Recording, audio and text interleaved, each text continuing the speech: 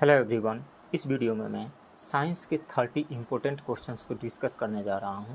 क्योंकि साइंस एक aesthetic subject है, इस वजह से ये सभी क्वेश्चंस सभी स्टेट पीएससी जैसे बीपीएससी, यूपीपीसीएस और एमपीपीएससी एग्ज़ाम के लिए बहुत ही ज़्यादा यूजफुल है। तो चलिए शुरू करते हैं। क्वेश्चन नंबर 1, निम्नलिखित में से किस क्रिया में सिलिकॉन कार्बाइड का उपयोग किया जाता है? तो सिलिकॉन कार्बाइड का उपयोग किया जाता है कठोर पदार्थों को काटने के लिए, जैसे एल्यूमिना सिरेमिक को काटने के लिए इसका यूज किया जाता है। तो बहुत कठोर पदार्थों को काटने के लिए राइट ऑप्शन सी होगा।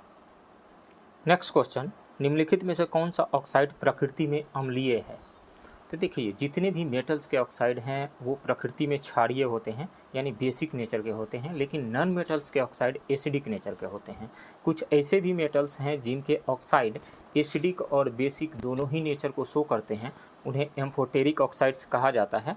उनमें से एल्युमिनियम का ऑक्साइड है जैसे Al2O3 एंड जिंक के ऑक्साइड ZnO, ये दोनों ही ऑक्साइड एम्फोटेरिक ऑक्साइड्स हैं, यानी इनके अंदर एसिडिक और बेसिक दोनों ही बिहेवियर है।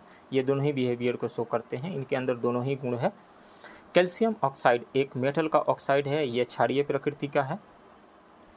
पोटेशियम ऑक्साइड ये भी क्षारीय प्रकृति का होगा क्योंकि मेटल का ऑक्साइड है। और सल्फर डाइऑक्साइड एक नॉन मेटल का ऑक्साइड है, इस कारण से यह एसिडिक नेचर का होगा। तो निम्नलिखित में से कौन सा ऑक्साइड प्रकृति में अम्लीय होगा? तो सल्फर डाइऑक्साइड प्रकृति में अम्लीय होगा, राइट ऑप्शन सी होगा। नेक्स्ट क्वेश्चन, निम्नलिखित में से कौन सा कथन सत्य नहीं है? हमारा शरीर 7.0 से 7.8 के पीएच रेंज के भीतर कार्य करता है, ये सही है। जब वर्षा जल का पीएच 5.6 से कम होता है तो इसे अम्लीय वर्षा कहा जाता है, बिल्कुल सही है।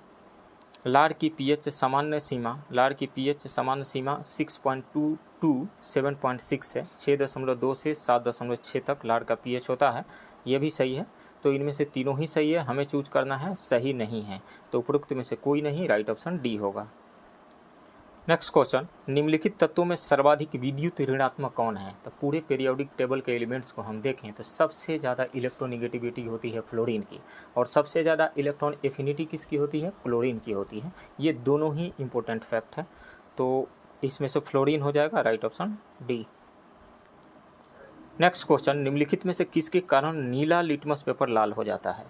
तो ब्लू लिटमस पेपर रेड हो जाता है एसिडिक मीडियम में। तो इनमें से जिसमें एसिड होगा उसमें नीला लिटमस पेपर लाल हो जाएगा।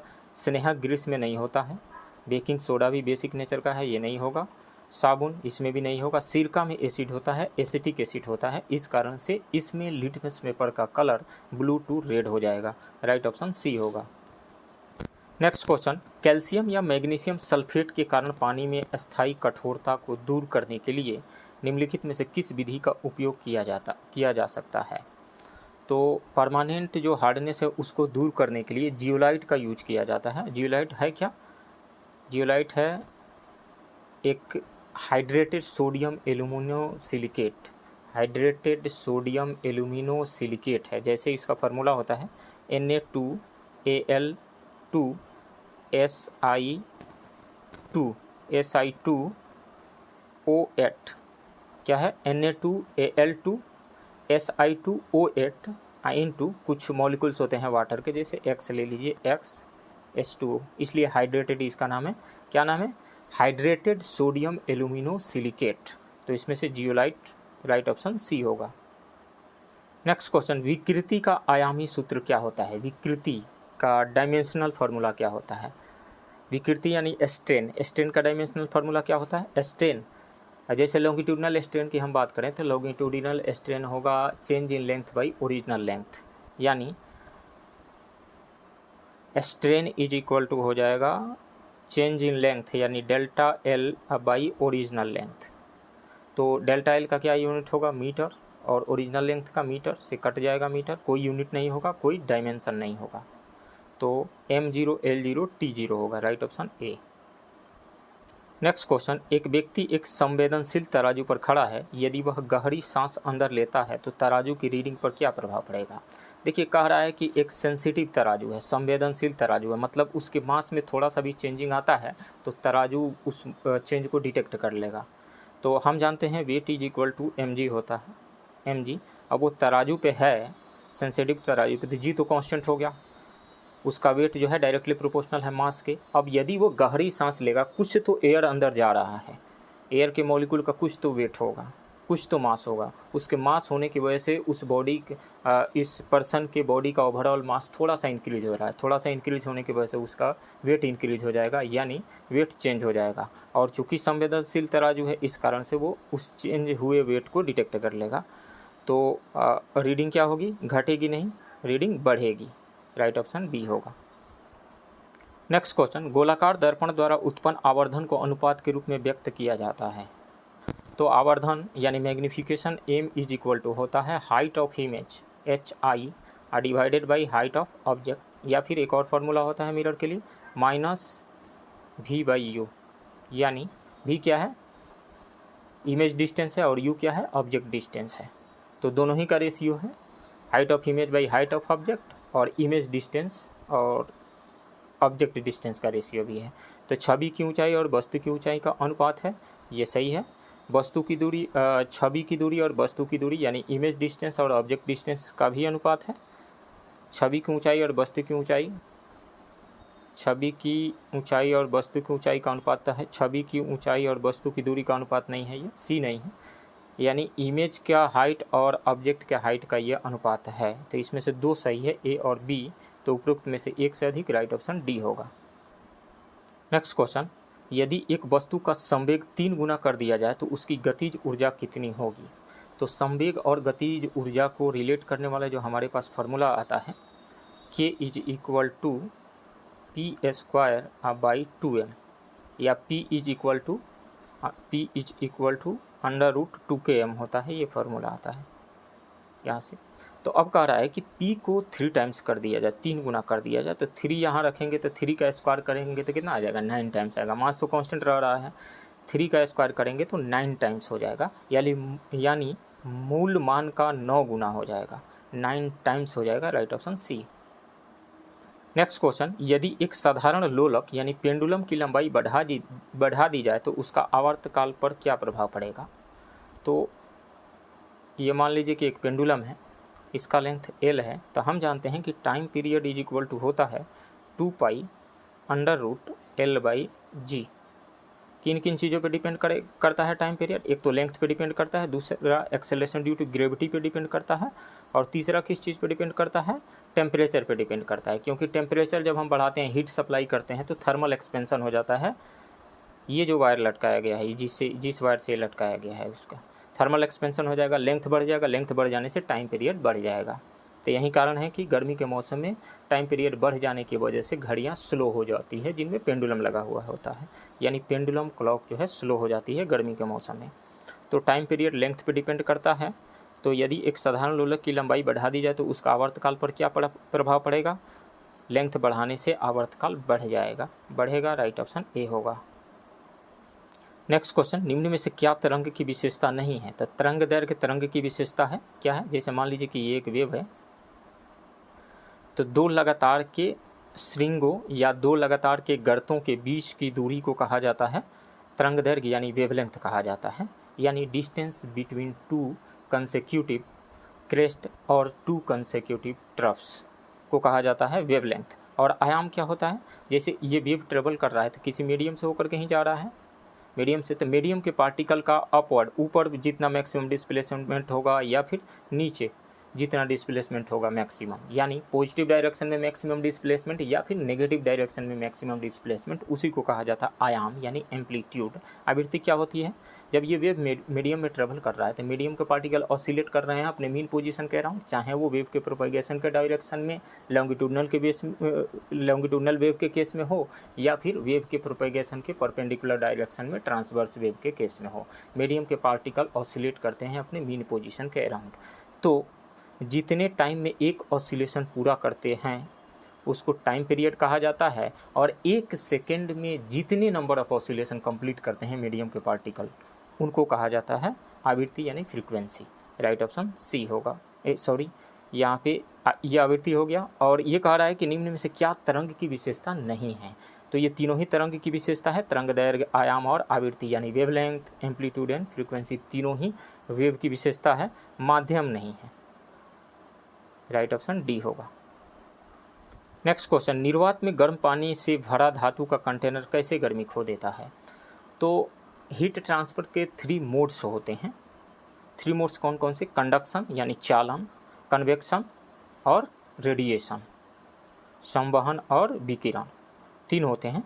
तो जैसे कोई रड है, इसके एक एंड को जब हम गर्म करते हैं, हीट सप्लाई करते हैं, तो यहाँ वाला मॉलिक्यूल जो है उस हीट को रिसीव करता है, हीट प्राप्त करता है और इसके ऑसिलेशन का एम्पलीट्यूड इंक्रीज हो जाता है, यानी उसके ऑसिलेशन का kinetic energy, vibrational kinetic energy कहिए या ऑसिलेशन का काइनेटिक एनर्जी इंक्रीज कर जाती है और यह अपने नेबरिंग मॉलिक्यूल को, नेबरिंग पार्टिकल को ये हीट ट्रांसफ़र कर देता है। इस तरह से एक एंड से दूसरे एंड तक हीट ट्रांसफ़र हो जाता है।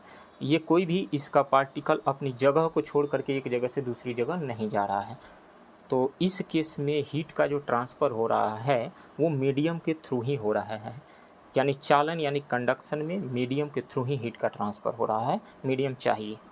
दूसरा है संवहन। मान लीजिए कि ये एक कंटेनर है और इसमें लिक्विड भरा हुआ है, कोई लिक्विड वाटर ही हम गर्म कर रहे हैं, यहाँ पे हम हीट सप्लाई कर दे रहे हैं, इसके बॉटम पे हीट सप्लाई करेंगे तो यहाँ का वाटर मॉलिक्यूल जो है हीट को प्राप्त करेगा, हीट प्राप्त करके ये ऊपर चला जाएगा, उसकी जगह को दूसरा आकर के फिर ऑक्यूपाई करेगा। इस तरीक़ा से इसमें मॉलिक्यूल, वाटर का मॉलिक्यूल अपनी जगह को छोड़ करके दूसरी जगह जा रहा है, उसकी जगह पर फिर कोई अदर वाटर मॉलिक्यूल आ रहा है, यानी इसमें मीडियम के थ्रू ही हीट का ट्रांसफ़र हो रहा है। लेकिन रेडिएशन में क्या होता है? रेडिएशन में हीट ट्रांसफ़र के लिए किसी मीडियम की ज़रूरत नहीं होती है, यानी वैक्यूम में भी वो रेडिएशन के माध्यम से हीट जो है एक जगह से दूसरी जगह चला जाता है। जैसे सोलर रेडिएशन जो आ रहा है, बीच में वैक्यूम है, वहाँ से ट्रेवल करके आ जाता है।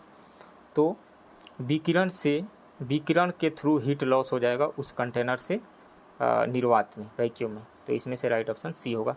चालन, कंडक्शन और संवहन, कन्वेक्शन, इन दोनों ही के लिए मीडियम की ज़रूरत है, लेकिन रेडिएशन के लिए नहीं।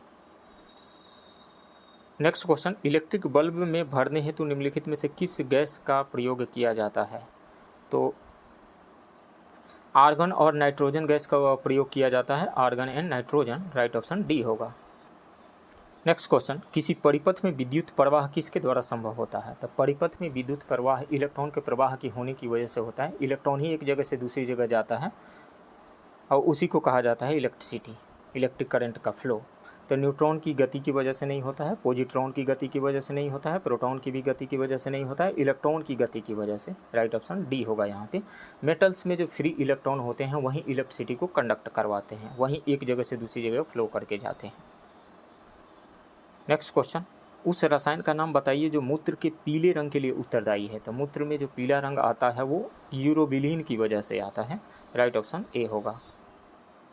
नेक्स्ट क्वेश्चन, कवक आमतौर पर आरक्षित खाद्य सामग्री को किस रूप में संग्रहित करते हैं? तो कवक जो है आमतौर पर आरक्षित खाद्य सामग्री को ग्लाइकोजन के रूप में संग्रहित करते हैं, राइट ऑप्शन बी होगा।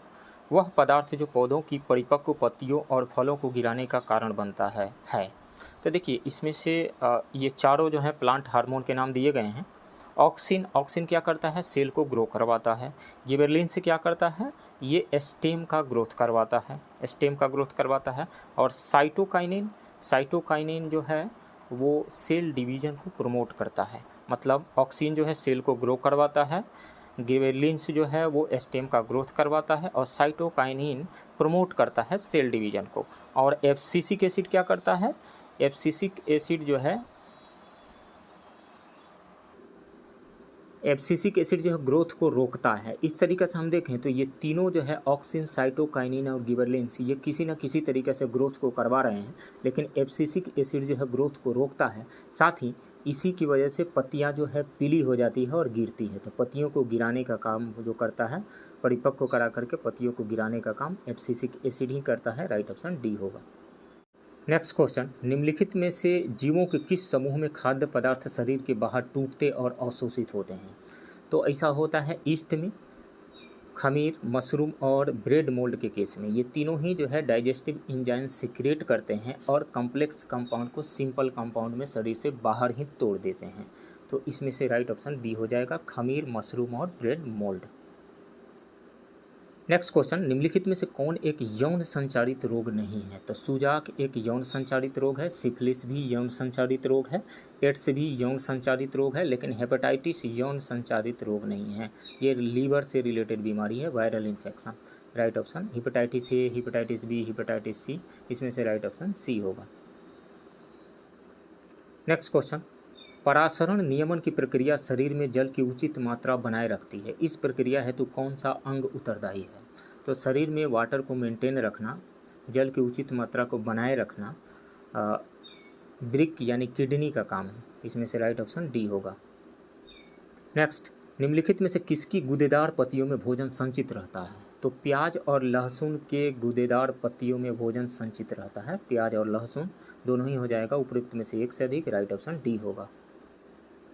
नेक्स्ट, निम्नलिखित में से किस पौधे को कायिक प्रवर्धन तकनीक द्वारा नहीं उगाया जा सकता? तो इसमें से संतरा को उगाया जा सकता है, गुलाब को भी उगाया जा सकता है, गन्ना को भी उगाया जा सकता है। गन्ना के जो कुछ पोर्शन जो है उसको काट करके हम मिट्टी में हिला देते हैं तो वो फिर से जम जाता है, और इसी तरीके से गन्ना की खेती की ही जाती है। उसके बाद में इन तीनों को कायिक प्रवर्धन विधि द्वारा उगाया जा सकता है, तकनीक द्वारा, लेकिन पपीता को नहीं। पपीता जब भी उगेगा उसके सीड को ही हम मिट्टी में हिलाएंगे तब जा कर के ये उगेगा। पपीता को कायिक प्रवर्धन तकनीक द्वारा नहीं उगाया जा सकता है। इसमें से राइट ऑप्शन डी होगा। निम्नलिखित में से कौन कृत्रिम पारिस्थितिकी तंत्र का प्रतिनिधित्व करता है? तो इसमें से फसल जो है ये कृत्रिम पारिस्थितिकी तंत्र का प्रतिनिधित्व करता है। बाकी तीनों नदी, वन और तालाब ये तीनों ही हैं, ये कृत्रिम नहीं है, यह प्राकृतिक पारिस्थितिकी तंत्र का प्रतिनिधित्व करते हैं। फसल जो है कृत्रिम पारिस्थितिकी तंत्र का प्रतिनिधित्व करता है, राइट ऑप्शन डी होगा। नेक्स्ट, रक्त वर्ग की खोज कार्ल लैंडस्टीनर ने किया था। रक्त वर्ग की खोज कार्ल लैंडस्टीनर ने किया था। वह कौन सा रक्त वर्ग है जिसमें कोई एंटीजन नहीं पाया जाता है? तो इसमें से ए में एंटीजन पाया जाता है, बी में एंटीजन पाया जाता है, ए बी में भी एंटीजन पाया जाता है, ए बी में ए बी एंटीजन पाया जाता है, ए में ए और बी में बी एंटीजन पाया जाता है, लेकिन ओ में कोई एंटीजन नहीं पाया जाता है। एंटीजन के मामले में जो है पुअर है ओ ब्लड ग्रुप, लेकिन एंटीबॉडी के मामले में ये रिच है, धनी है। तो ओ ब्लड ग्रुप में एंटीजन, और ए बी जो है इसमें एंटीबॉडी नहीं पाया जाता है। एंटीजन तो दोनों ही हैं लेकिन एंटीबॉडी नहीं है, तो ओ होगा राइट ऑप्शन ए। इसमें कोई एंटीजन नहीं पाया जाता है लेकिन एंटीबॉडी पाया जाता है, दोनों ही। नेक्स्ट क्वेश्चन, निम्न में से असत्य मिलान की पहचान करें। हैजा विब्रियो कोलेरा से होता है, ये सही है। कुष्ठ जो है माइकोबैक्टीरियम लेप्री से होता है, ये भी सही है। पीत ज्वर जो है एडिज मच्छर की वजह से होता है, एडिस मच्छर, ये भी सही है। स्वाइन फ्लू जो है H5N1 से नहीं होता है, H1N1 से होता है, H1N1 से। और H5N1 से क्या होता है? बर्ड फ्लू होता है। तो डी सही सुमेलित नहीं है, राइट ऑप्शन डी होगा। नेक्स्ट क्वेश्चन, दीवारों पर सफ़ेदी करने के लिए बुझे हुए चूने के घोल का उपयोग करने से 2 से 3 दिन बाद दीवारें चमकदार हो जाती हैं। ऐसा इसलिए होता है क्योंकि, तो देखिए जब चूने से जब पेंट किया जाता है तो चूना क्या है? कैल्शियम ऑक्साइड है। जब इसको वाटर में घोल लेते हैं, यानी कैल्शियम ऑक्साइड मतलब क्विक लाइम, इसको वाटर में घोल लेते हैं तो ये कैल्शियम हाइड्रोक्साइड यानी स्लेक्ट लाइम बन जाता है, CaOH का होल ट्वाइस बन जाता है। और जब ये CaOH का होल ट्वाइस जब दीवारों पे इससे पेंट कर दिया जाता है तो 2-3 दिनों के अंदर ये क्या करता है कि कार्बन डाइऑक्साइड से रिएक्शन करके कैल्शियम कार्बोनेट बना लेता है, CaCO3 कैल्शियम कार्बोनेट, और इसी की वजह से दीवारों में चमक आ जाती है। दीवार जो चमकने लगते हैं कैल्शियम कार्बोनेट की बनने की वजह से। और अंडा का जो कवच होता है वो भी कैल्शियम कार्बोनेट का बना होता है, बिल्कुल वाइट। तो बुझा हुआ चूना हवा में जलवाष्प के साथ प्रतिक्रिया करके कैल्शियम कार्बोनेट बना लेता है? नहीं, बुझा हुआ चूना हवा में कार्बन डाइऑक्साइड के साथ प्रतिक्रिया करके कैल्शियम कार्बोनेट बना लेता है, इसी की वजह से चमक आ जाती है। इसमें से सही ऑप्शन बी होगा। नेक्स्ट क्वेश्चन, गंधहीन LPG रसोई गैस में गैस को पहचानने योग्य गंध देने के लिए इसमें से जो रसायन एथिल मरकेप्टन मिलाया जाता है वो किसका यौगिक है? तो इथाइल मरकेप्टन या एथिल मरकेप्टन का फॉर्मूला क्या होता है? C2H5SH। LPG में जो मिलाया जाता है इसी की वजह से गंध आती है जब गैस लीक होता है तो। C2H5SH इसका फार्मूला होता है। ये किसका कंपाउंड है? सल्फर का कंपाउंड है। तो इसमें से राइट ऑप्शन सी होगा। नेक्स्ट क्वेश्चन, चिप्स को ऑक्सीकृत होने से बचाने के लिए चिप्स निर्माता आमतौर पर चिप्स की थैलियों को किस गैस से भरते हैं? तो चिप्स हमेशा कुरकुरा बना रहे, उसमें जो फैट यूज किया गया है उसका ऑक्सीडेशन नहीं हो, यानी उसमें से ख़राब स्मेल नहीं आए, लंबे समय तक कुरकुरापन उसका बना रहे, उसके लिए नाइट्रोजन यानी एक इनर्ट गैस मिला दी जाती है उसमें।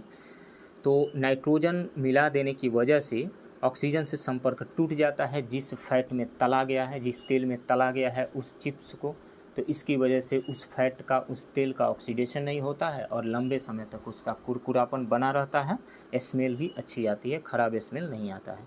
राइट ऑप्शन सी होगा। नेक्स्ट क्वेश्चन, निम्नलिखित में से कौन सी ऊष्मा शोषी प्रक्रिया नहीं है? तो फ्यूज करेंगे, कोई भी सॉलिड जो है इसको जब हम हीट सप्लाई कर रहे हैं तब जाकर के मेल्ट करेगा, फ्यूज होगा। तो इसमें हीट सप्लाई किया जा रहा है, तो ये क्या है? एंडोथर्मिक प्रोसेस है, एक्सोथर्मिक नहीं है। वाष्पीकरण कब होगा? जब वाटर है इसको जब हीट सप्लाई करेंगे, यानी जब ये हीट गेन करेगा तब ये वाष्प में बदलेगा, वाष्पीकरण होगा इसका, तो ये भी एंडोथर्मिक प्रोसेस है, एक्सोथर्मिक नहीं है। मोमबत्ती का जलना, जलाएंगे तो यहाँ से हीट रिलीज हो रही है, तो ये एक्सोथर्मिक प्रोसेस है, ये एक्सो है। बर्फ़ का पिघलना, बर्फ़ कब पिघलेगा? जब हीट गेन कर लेगा, हीट लेगा तब जा कर के बर्फ़ जो है पिघलेगा, तो ये भी इंडोथर्मिक है, इंडो। एक्सो कौन सा है? तो एक्सो जो है मोमबत्ती का जलना है, यानी यह ऊष्मा शोषी प्रक्रिया नहीं है। तीनों बाकी जो फ्यूजन, वाष्पीकरण, बर्फ़ का पिघलना, ये ऊष्मा शोषी प्रक्रिया है। मोमबत्ती का जलना ऊष्मा शोषी नहीं, ऊष्मा क्षेपी प्रक्रिया है। राइट ऑप्शन सी होगा। तो फ्रेंड्स, ये रहा साइंस के इम्पोर्टेंट 30 क्वेश्चंस का डिस्कशन। आप बने रहिए इस चैनल के साथ, मिलते हैं किसी दूसरे वीडियो में, तब तक के लिए थैंक यू वेरी मच।